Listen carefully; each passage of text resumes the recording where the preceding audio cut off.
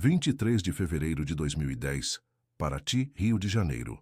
O registro de entrada na pousada mostra com clareza: família Almeida, 4 pessoas, carro Palio Weekend branco, placa de São Bernardo do Campo. Roberto Almeida havia escolhido aquela pequena hospedagem na praia do Jabaquara não pela fama ou luxo, mas pela simplicidade. Queria apenas alguns dias de sossego com a esposa Marta e os filhos Camila, de 16 anos, e Henrique, de 14. A pousada Vila do Mar pertencia ao casal português Manuel e Lúcia Santos, que a administrava desde os anos 1980. Eram conhecidos na região pela hospitalidade discreta e pelos quartos limpos, sempre com vista para o mar. Naquela terça-feira de carnaval, a família paulista foi recebida no final da tarde, quando o sol dourado ainda aquecia as pedras da cidade histórica. Eles pareciam uma família normal, sabe? Animados com as férias. Lembra Dona Lúcia, hoje com 78 anos, ajustando os óculos enquanto folheia o livro de registro antigo. O menino ficou empolgado com o barco dos pescadores na praia. A menina só queria saber onde tinha internet para falar com as amigas. Roberto trabalhava como supervisor em uma fábrica de autopeças e havia economizado o ano inteiro para aquela viagem. Marta, professora de ensino fundamental, escolhera Paraty pelos centros históricos que tanto admirava. Para Camila e Henrique, era simplesmente uma chance de fugir da rotina de São Bernardo e mergulhar no mar cristalino da Costa Verde. A primeira noite transcorreu sem sobressaltos. A família jantou em um restaurante próximo ao centro histórico, onde Roberto foi fotografado sorrindo ao lado de Marta. Henrique comprou uma camiseta com a estampa Paraty 2010 e Camila encheu o celular com fotos das casas coloniais coloridas. Na manhã seguinte, 24 de fevereiro, desceram para o café da manhã pontualmente às 8 horas. Manuel Santos lembra de ter conversado brevemente com Roberto sobre os passeios de barco disponíveis na região. Ele me perguntou sobre as ilhas próximas, se era seguro levar as crianças. Respondi que sim, que os barqueiros daqui são experientes. Ele agradeceu e disse que talvez alugassem um barco no dia seguinte. Aquela seria a última conversa documentada entre a família Almeida e qualquer funcionário da pousada. Durante o segundo dia, vizinhos e comerciantes locais relataram avistamentos esporádicos. Camila foi vista comprando protetor solar em uma farmácia da rua principal. Henrique apareceu em uma sorveteria próxima ao cais, acompanhado pelos pais. Marta fotografou a Igreja do Rosário, conforme mostram registros de uma câmera digital que jamais seria encontrada. Era como se a família estivesse vivendo férias perfeitamente normais, sem saber que cada momento estava sendo registrado pela última vez na memória coletiva de Paraty. Na noite de 25 de fevereiro, quinta-feira, a pousada estava mais movimentada.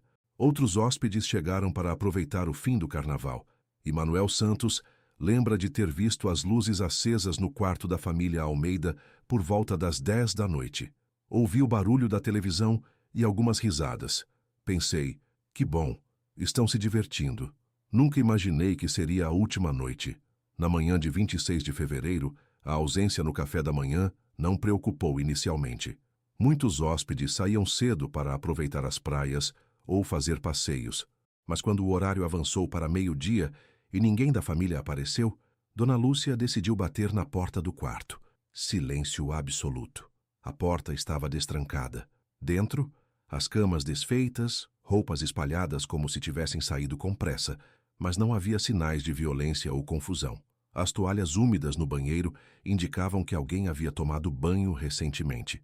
Na mesa de cabeceira, Henrique deixara o carregador do celular conectado na tomada. Mas o que mais intrigou foi a ausência total de documentos, dinheiro ou cartões. As malas permaneciam no quarto, mas vazias de qualquer objeto de valor pessoal. Era como se tivessem levado apenas o essencial para uma saída rápida.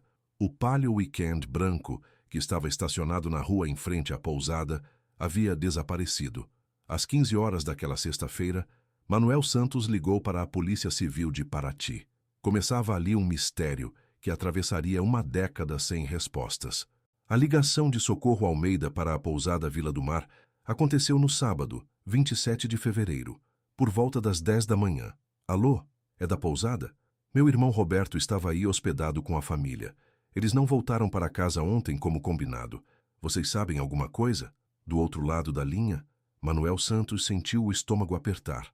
Há 2 horas, ele e a esposa haviam encontrado o quarto vazio, sem qualquer explicação sobre o paradeiro dos hóspedes paulistas. Socorro morava em Santo André e era a pessoa mais próxima do irmão. Quando Roberto não apareceu no trabalho na segunda-feira e não atendia o celular desde sexta, ela pressentiu que algo estava errado. Eles eram pessoas de rotina, sabe? Roberto nunca faltava ao trabalho sem avisar. A Marta sempre ligava para a mãe dela quando viajava. O silêncio não combinava com eles. A primeira equipe de buscas se formou ainda na tarde de sábado. Bombeiros de Angra dos Reis, Polícia Militar de Paraty e voluntários locais se dividiram entre as praias, trilhas e estradas da região. O Palio Weekend Branco tornou-se o foco principal das investigações.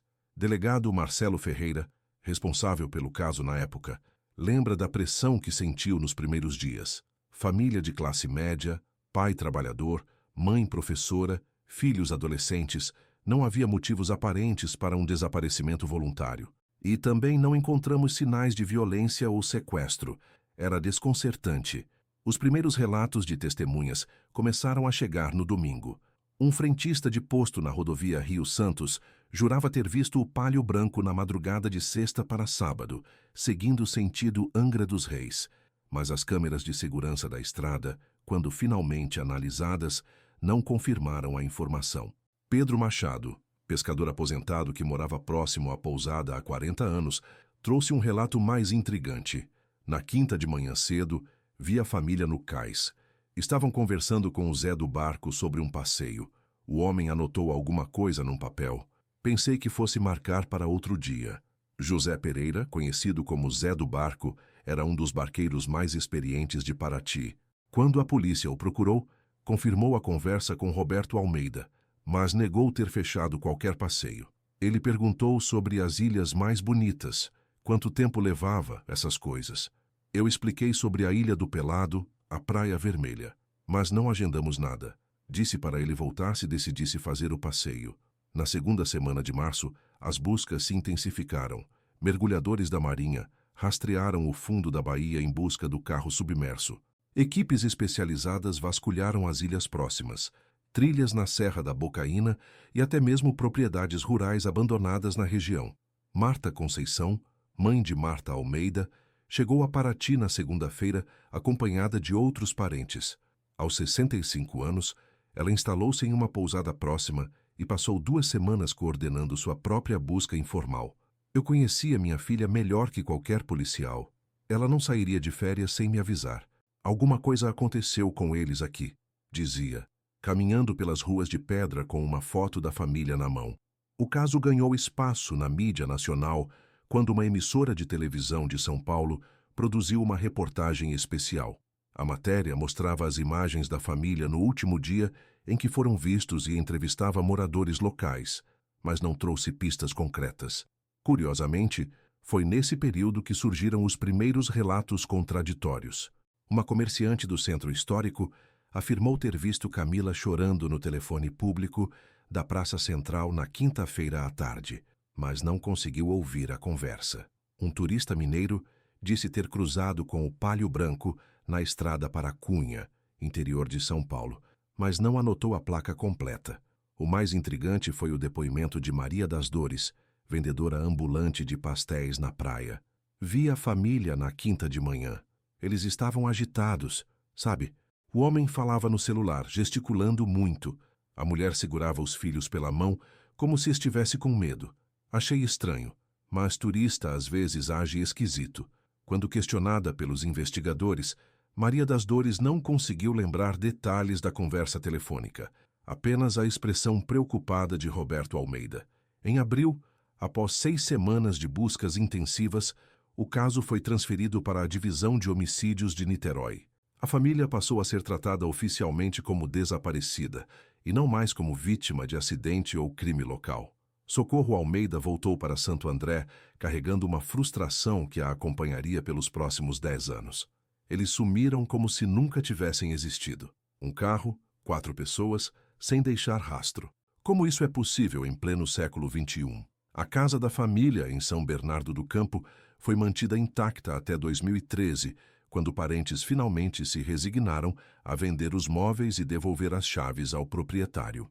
Nas gavetas, encontraram as passagens de volta do pedágio da Via Dutra, nunca utilizadas. Durante esses primeiros anos, Paraty viveu sob a sombra do mistério. O caso era assunto recorrente nos bares e restaurantes, especialmente durante a temporada de verão, quando novos turistas chegavam e os moradores relembravam a história da família que simplesmente desapareceu. Manuel e Lúcia Santos nunca mais alugaram o quarto onde os Almeida se hospedaram. Transformaram-no em depósito, como se quisessem preservar a memória do último lugar onde a família foi vista com vida. A gente sempre esperou que voltassem, confessa Dona Lúcia, com a voz embargada. Mesmo depois de tantos anos, sempre esperamos. Janeiro de 2020, 10 anos depois. A pousada Vila do Mar havia mudado de donos em 2018, quando Manuel e Lúcia Santos, já octogenários, decidiram se aposentar definitivamente. O novo proprietário, empresário carioca chamado Alberto Mendes, comprou a propriedade com planos ambiciosos: transformar a antiga pousada familiar em um hotel boutique de luxo. As obras começaram em dezembro de 2019, durante a baixa temporada. Alberto contratou uma construtora de Angra dos Reis, especializada em reformas de imóveis históricos, respeitando as características arquitetônicas originais de Paraty. Cláudio Ribeiro, mestre de obras com 30 anos de experiência na região, assumiu a supervisão geral do projeto.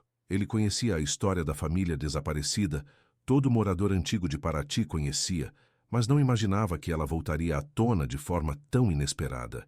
Estávamos reformando os quartos do primeiro andar, um por vez. Chegou a vez do quarto onde a família paulista ficou hospedada. Era o único que os antigos donos mantinham sempre fechado.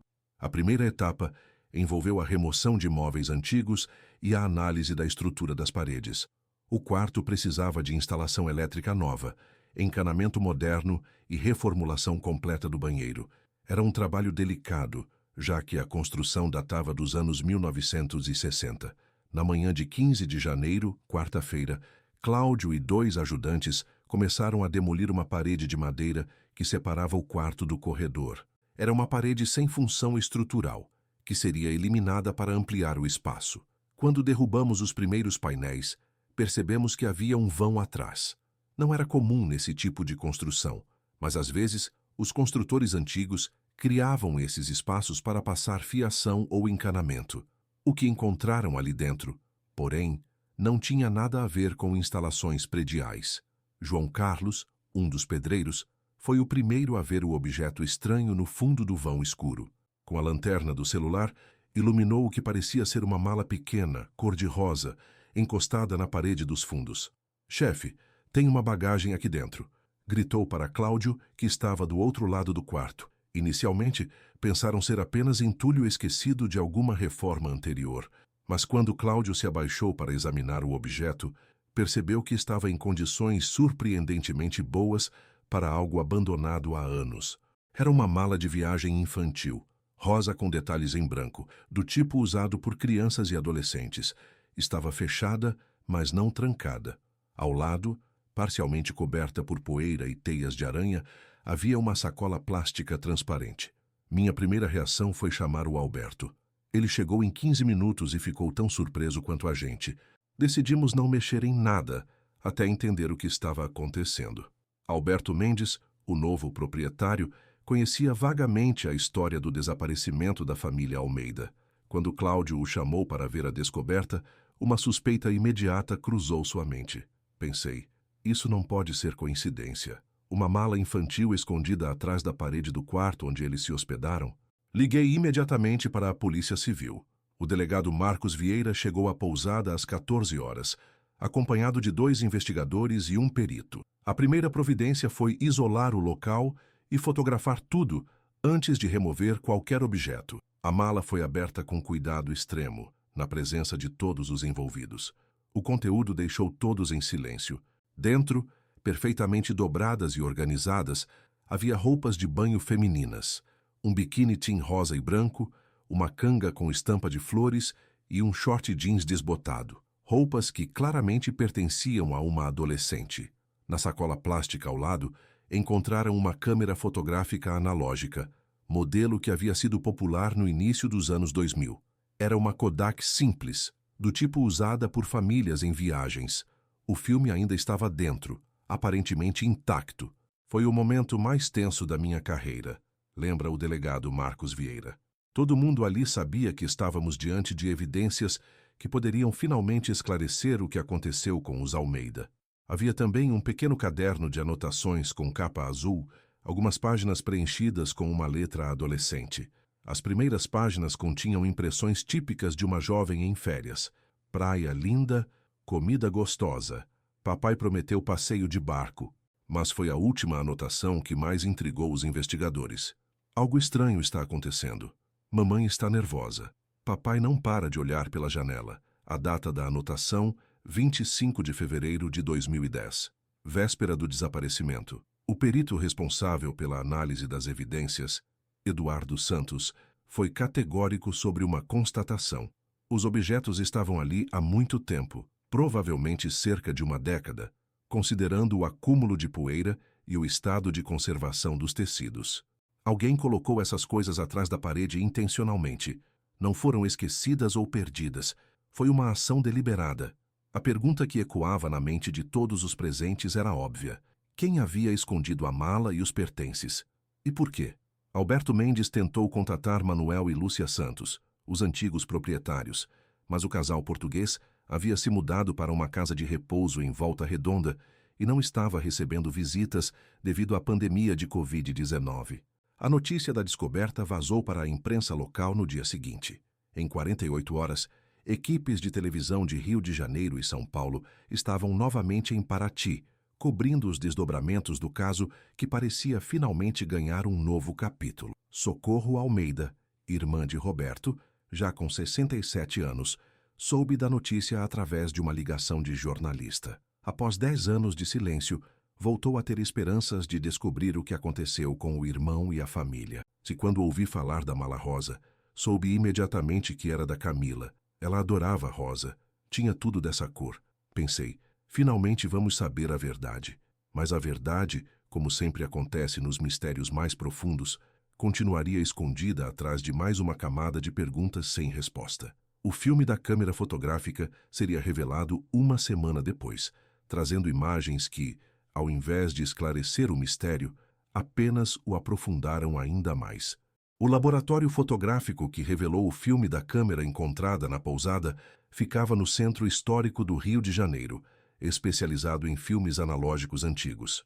Marcos Azevedo, técnico com 25 anos de experiência, foi pessoalmente encarregado pelo delegado Marcos Vieira de processar aquela evidência crucial. Era um filme de 36 poses, mas apenas 12 fotos haviam sido tiradas. Quando comecei a revelar, percebi imediatamente que eram imagens de uma família em férias. Típicas fotos de turista, explica Marcos. As primeiras 9 fotografias mostravam exatamente o que se esperaria. Roberto e Marta sorrindo em frente às igrejas coloniais de Paraty, Henrique posando ao lado de um barco de pescadores, Camila fazendo selfie na praia. Imagens alegres e descontraídas de uma família aproveitando as férias de carnaval. A 10ª foto foi tirada no deck da pousada Vila do Mar, com a família posando em frente ao letreiro da hospedagem. Roberto tinha o braço em volta de Marta, enquanto Camila e Henrique faziam gestos descontraídos para a câmera. Era uma foto típica de recordação, daquelas que famílias fazem para guardar na memória. A 11ª imagem mudou completamente o tom da sequência. Mostrava o interior de uma embarcação, aparentemente tirada de dentro de um barco. A qualidade estava comprometida pelo movimento, mas era possível distinguir 4 pessoas sentadas em bancos de madeira. As expressões não eram mais de alegria, pareciam tensas, quase apreensivas. Quando vi essa foto, soube que algo havia mudado na dinâmica da família. Não eram mais turistas despreocupados. Havia uma tensão palpável. Analisa o perito Eduardo Santos. Mas foi a 12ª e última fotografia que provocou mais questões do que respostas. A imagem era quase completamente escura, como se tivesse sido tirada em um ambiente com pouca ou nenhuma iluminação. Apenas um contorno humano era vagamente visível no centro da foto. Uma silhueta que poderia ser de qualquer pessoa, de qualquer idade, de qualquer gênero. O que mais intrigava os investigadores era o contexto da foto. Quando havia sido tirada? Por quem? E onde? Marcos Azevedo conseguiu determinar com precisão a sequência temporal das imagens através de detalhes técnicos do filme. As primeiras fotos foram tiradas ao longo de vários dias, provavelmente entre segunda e quinta-feira. Mas as 3 últimas imagens foram registradas no mesmo dia, possivelmente em sequência rápida. Isso sugere que algo específico aconteceu naquele momento. O delegado Marcos Vieira decidiu mostrar as fotografias reveladas para Socorro Almeida, que viajou de Santo André para o Rio especificamente para esse reconhecimento. A irmã de Roberto confirmou sem hesitação que a família das fotos era realmente a dos desaparecidos. Identificou detalhes específicos: a camiseta que Henrique usava, o anel de casamento de Marta, o relógio de Roberto, até mesmo a própria câmera foi reconhecida. Era a máquina fotográfica que o Roberto ganhou da empresa onde trabalhava. Ele adorava fotografar as viagens da família, sempre levava nas férias. Mas Socorro não conseguiu explicar as 2 últimas imagens, especialmente a foto escura com a silhueta misteriosa. Eles não eram de tirar fotos estranhas. Roberto só fotografava momentos felizes, paisagens bonitas, a família sorrindo. Essa foto escura não faz sentido. A investigação passou a se concentrar na tentativa de identificar o local onde as últimas fotos foram tiradas. A 11ª imagem, do interior da embarcação, foi comparada com dezenas de barcos de passeio da região de Paraty. José Pereira, o Zé do barco que havia conversado com Roberto sobre possíveis passeios, foi chamado novamente para prestar depoimentos.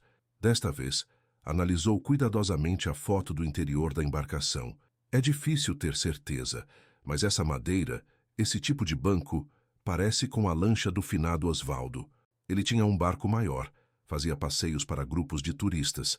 Mas o Osvaldo morreu em 2015. Osvaldo Ferreira havia sido um dos barqueiros mais conhecidos de Paraty até sua morte por infarto. Sua viúva, Dona Carmen, ainda vivia na cidade, mas afirmou categoricamente nunca ter feito qualquer passeio com a família Almeida. Se meu marido tivesse levado eles para algum lugar, eu saberia.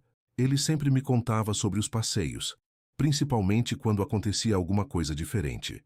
A investigação chegou a um ponto crucial quando o delegado Marcos Vieira decidiu interrogar mais profundamente os antigos proprietários da pousada. Manuel e Lúcia Santos, apesar da idade avançada, concordaram em prestar novos depoimentos através de videoconferência. Foi durante esse interrogatório que Manuel revelou um detalhe que havia omitido 10 anos antes. Na sexta-feira de manhã, quando descobrimos que a família havia saído sem avisar, encontrei a porta dos fundos da pousada destrancada. Achei estranho, porque sempre trancava tudo antes de dormir, mas pensei que talvez eu tivesse esquecido. Essa porta dos fundos dava acesso direto ao vão, onde a mala rosa havia sido encontrada, sem passar pela recepção ou por outros quartos. Agora que vocês encontraram essas coisas escondidas, penso que alguém entrou na pousada naquela noite. Alguém que conhecia bem o lugar, que sabia onde estava aquele espaço vazio atrás da parede.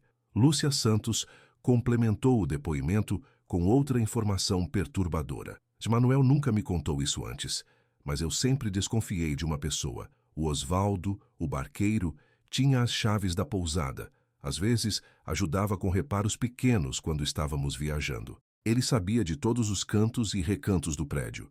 A revelação trouxe uma nova perspectiva para o caso. Osvaldo Ferreira, o barqueiro que havia morrido 5 anos depois do desaparecimento, emergia como uma figura central no mistério. Mas investigar um suspeito morto apresentava desafios únicos. O delegado Marcos Vieira ordenou a exumação dos registros pessoais de Osvaldo, incluindo extratos bancários, registros telefônicos e depoimentos de pessoas próximas. Foi através da filha de Osvaldo, Cristiane Ferreira, que a investigação obteve a peça final do quebra-cabeças. Depois que papai morreu, encontrei umas coisas dele que nunca entendi. Tinha um envelope com documentos de carro, de um Palio branco. Pensei que fosse algum negócio que ele estava fazendo. Compra e venda de carro usado. Guardei tudo numa caixa. Os documentos encontrados por Cristiane eram cópias dos papéis do Palio Weekend da família Almeida. Junto, havia uma anotação manuscrita com o nome Roberto e um valor, 5.000 is. Meu pai estava passando por dificuldades financeiras naquela época. A aposentadoria era pouca e ele tinha dívidas. Nunca entendi de onde veio o dinheiro que usou para quitar tudo, logo depois daquele carnaval de 2010. O delegado Marcos Vieira reuniu todas as evidências e chegou a uma conclusão que, embora não pudesse ser provada integralmente devido à morte do principal suspeito, oferecia finalmente uma explicação coerente para o desaparecimento da família Almeida. Acreditamos que Oswaldo Ferreira ofereceu um passeio de barco para a família na quinta-feira, 25 de fevereiro. Durante esse passeio, algo deu errado. Pode ter sido um acidente, pode ter sido algo intencional. O que sabemos é que a família não voltou viva desse passeio. A hipótese da investigação é que Oswaldo, em pânico, decidiu ocultar o que havia acontecido. Voltou à pousada durante a madrugada, usando as chaves que possuía. Recolheu alguns pertences da família, especialmente itens que poderiam identificar Camila, e os escondeu no vão da parede. O Palio Weekend foi provavelmente vendido clandestinamente para um desmanche, explicando o motivo de nunca ter sido encontrado. O dinheiro obtido com a venda ajudou Oswaldo a quitar suas dívidas, mas o peso da culpa o acompanhou até a morte, 5 anos depois. A última foto, essa silhueta escura, pode ter sido tirada por algum membro da família no momento do desespero, quando perceberam que algo estava errado. Ou pode ter sido tirada pelo próprio Oswaldo, sem saber que a câmera ainda estava funcionando. Socorro Almeida recebeu a conclusão da investigação com sentimentos contraditórios. Por um lado, finalmente tinha uma explicação para o desaparecimento do irmão e da família. Por outro, sabia que nunca teria uma resposta completa. Pelo menos agora sei que eles não sofreram por anos. Foi rápido, foi ali em Paraty, naquele carnaval. De alguma forma, isso me traz um pouco de paz. A mala rosa de Camila foi entregue a Socorro, junto com as roupas de banho e o caderninho de anotações. A câmera fotográfica ficou como evidência no arquivo da Polícia Civil.